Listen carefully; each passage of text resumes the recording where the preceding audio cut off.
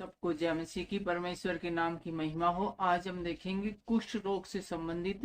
नियम, और ये हमें देखने को मिलता है ले व्यवस्था और उसका 13वां अध्याय की पहले से 46 आयत तक। यदि आपके पास बाइबल है तो हमारे साथ निकाल लीजिए ले व्यवस्था और उसका 13वां अध्याय, जहां आज हम देखेंगे कुष्ठ रोग से संबंधित नियम। और पहले आयत इस प्रकार से कहती है, फिर यहोवा ने मूसा और हारून से कहा, जब किसी मनुष्य के शरीर के चर्म में सूजन या पपड़ी या दाग हो और इससे उसके चर्म में कोढ़ की व्याधि सा कुछ दिखाई पड़े, तो उसे हारून याजक के पास या उसके पुत्र जो याजक है उनमें से किसी के पास ले जाए। जब याजक उसके चर्म की व्याधि को देखें और यदि उस व्याधि के स्थान के रोए उजले हो गए हों और व्याधि चर्म से गहरी दिखाई पड़े, तो वह जान ले कि कोढ़ की व्याधि है, और याजक उस मनुष्य को देखकर उसको अशुद्ध ठहराए। पर यदि वह दाग उसके चर्म में उजियाला हो तो, चौथी आयत को एक बार फिर से हम देखेंगे, पर यदि वह दाग उसके चर्म में उजला तो हो परंतु चर्म से गहरा न देख पड़े और न वहां के रोए उजले हो गए हों, तो याजक उसको 7 दिन तक बंद रखें और 7वें दिन याजक उसको देखें, और यदि वह व्याधि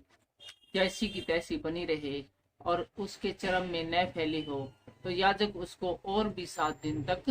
बंद रखें। यहाँ हम देख रहे हैं कुष्ठ रोग से संबंधित नियम है। पुराने समय में किस प्रकार के जो नियम है वो इसके निवारण के लिए, या ऐसे व्यक्ति जिन्हें कुष्ठ रोग हो गया था तो उनसे किस प्रकार का व्यवहार करना चाहिए, ये सारे नियम है वो मूसा और हारून को परमेश्वर ने बताए थे, वो आज हम देख रहे हैं। और छठी आयत इसी विषय में बताती है, और 7वें दिन याजक उसको फिर देखते और यदि देख पड़े कि व्याधि की चमक कम है और व्याधि चर्म पर फैली न हो तो याजक उसको शुद्ध ठहराए, क्योंकि उसके तो चर्म में पपड़ी है और वह अपने वस्त्र धोकर शुद्ध हो जाए। और पर यदि याजक की उस जांच में, परंतु याजक जो वो जांच करने लग रहा है उसके अंदर के पश्चात उसको वह शुद्ध ठहराया गया है, वह पपड़ी उसके चर्म पर बहुत फैल जाए तो वह फिर याजक को दिखाए। पर यदि याजक को देख पड़े कि पपड़ी चर्म में फैल गई है तो वह उसको अशुद्ध ठहराए, क्योंकि वह कोढ़ ही है। और यहाँ पर बताया गया है कि यदि देखे कि 7 दिन और रखने पर उस व्यक्ति को चर्म नहीं फैला, उसकी पपड़ी है, तो याजक उसको शुद्ध ठहराए। लेकिन उसके शुद्ध ठहराने के बाद है वो फिर से उसको लगे कि उसको चर्म है तो याजक फिर से देखे और फिर से उसके पपड़ी चर्म में फैल गई है तो याजक उसको अशुद्ध ठहराए, क्योंकि उसको चर्म रोग है, उसको कोढ़ है। और 9वीं आयत हमें बताती है, यदि कोढ़ की व्याधि किसी मनुष्य के हो तो वह याजक के पास पहुंचाया जाए और याजक उसको देखे, और यदि वह सूजन उसके चर्म में उजली हो और उसके कारण रोए भी उजले हो गए हो तो उस सीजन में बिना चर्म का मांस हो तो याजक जाने कि उसके चर्म में पुराना कोढ़ है, इसलिए वह उसको अशुद्ध ठहराए और बंद रखे, क्योंकि वह अशुद्ध है। और यदि कोढ़ किसी के चर्म में फूटकर यहाँ तक फैल जाए कि जहां कहीं याजक देखे रोगी के सिर से पैर के तलवे तक कोढ़ के सारे चर्म को छा लिया हो तो याजक ध्यान से देखे, और यदि कोढ़ ने उसके सारे शरीर को छा लिया हो तो वह उस व्यक्ति को शुद्ध ठहराए, और उसका शरीर जो बिल्कुल उजला हो गया है वह भी शुद्ध ठहरे। 14वीं आयत हमें बताती है, पर जब उसमें चर्महीन मांस देख पड़े तो वह अशुद्ध ठहरे, और याजक चर्महीन मांस को देखकर उसको अशुद्ध ठहराए, क्योंकि वैसा चर्महीन मांस अशुद्ध ही होता है, वह कोढ़ है। यहाँ पर हम देखते हैं कि कोढ़ के कौन कौन से लक्षण हैं, वो यहोवा परमेश्वर हारून और मूसा को बता रहे हैं। पर यदि वह चर्महीन मांस फिर उजला हो जाए तो वह मनुष्य याजक के पास जाए और याजक उसको देखे, और यदि वह व्याधि फिर से उजली हो गई हो तो याजक रोगी को शुद्ध जाने वह शुद्ध है। फिर यदि किसी के चर्म में फोड़ा होकर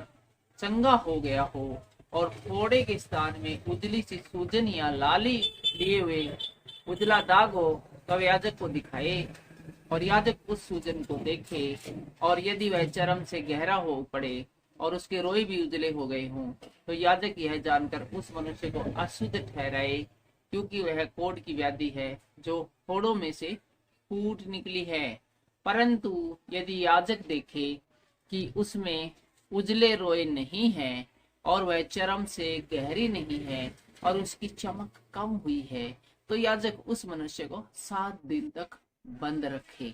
और यदि वह व्याधि उस समय तक चर्म में सचमुच फैल जाए तो याजक उस मनुष्य को अशुद्ध ठहराए, क्योंकि वह कोढ़ की व्याधि है। परंतु यदि वह दाग न फैले और अपने स्थान पर ही बना रहे तो वह फोड़े का दाग है, याजक उस मनुष्य को शुद्ध ठहराए। और 24वीं आयत हमें इस विषय में आगे बताती है, फिर यदि किसी के चर्म में जलने का भाव हो और उस जलने के भाव में चर्महीन दाग लाली लिए हुए उजला या उजला ही हो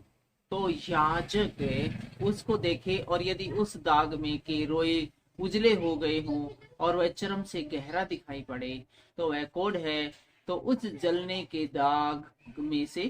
फूट निकला है। याजक उस मनुष्य को अशुद्ध ठहराए, क्योंकि उसमें कोढ़ की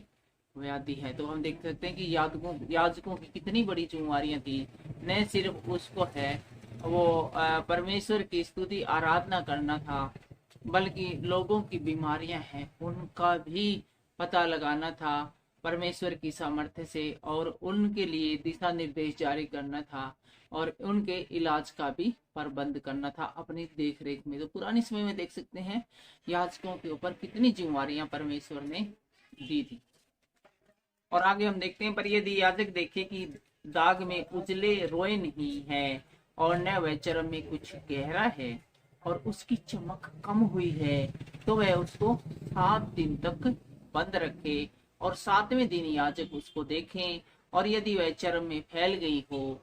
तो वह उस मनुष्य को अशुद्ध ठहराए, क्योंकि उसमें कोढ़ की व्याधि है। बहुत सारे लक्षण है वो कोढ़ के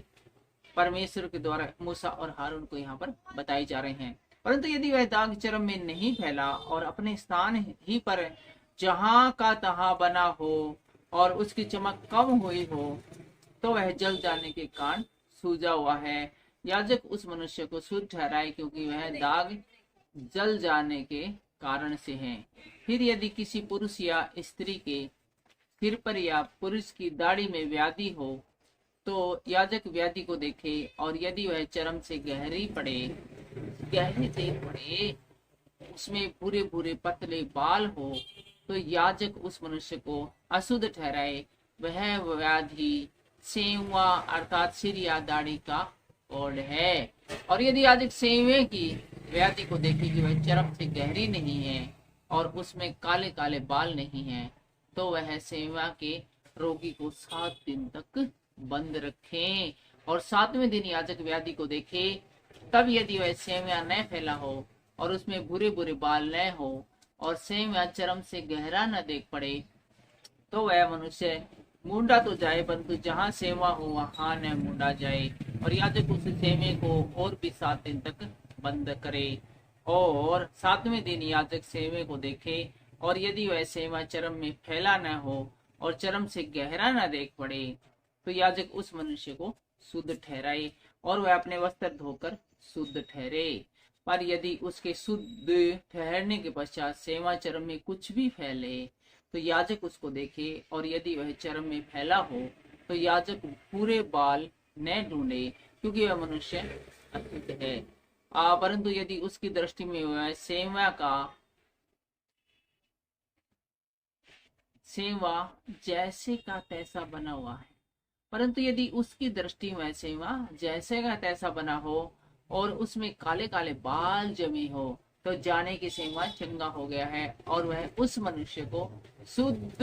है, याजक उसको शुद्ध ही ठहराए। और 38वीं आयत इस बारे में आगे हमें बताती है, और फिर यदि किसी पुरुष या स्त्री के चर्म में उजले दाग हो तो याजक देखे और यदि उसके चर्म में वे दाग कम उजले हों तो वह जाने कि उसको चर्म में निकली हुई दाद ही है, वह मनुष्य शुद्ध ठहरे। फिर जिसके सिर के बाल झड़ गए हो तो जानना कि वह चंदूला तो है परंतु शुद्ध है। और जिसके सिर के आगे के बाल झड़ गए तो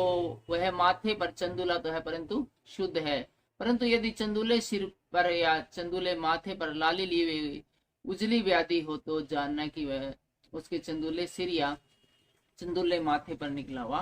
कोढ़ है। इसलिए याजक उसको देखे और यदि व्याधि की सूजन उसके चंदूले सिर या चंदूले माथे पर ऐसी लाली लिए उजली हो जैसे चर्म के कोढ़ में होता है तो वह मनुष्य कोढ़ी है और अशुद्ध है, और याजक उसको अवश्य शुद्ध ठहराए क्योंकि वह व्याधि उसके सिर के ऊपर है। और 45वीं आयत हमें इस बारे में आगे और भी बताती है, जिसमें वह व्याधि हो वह उस कोढ़ के वस्त्र फटे और सिर के बाल बिखरे रहे और वह अपने ऊपर वाले होठ को ढांपे हुए अशुद्ध अशुद्ध पुकारा करे।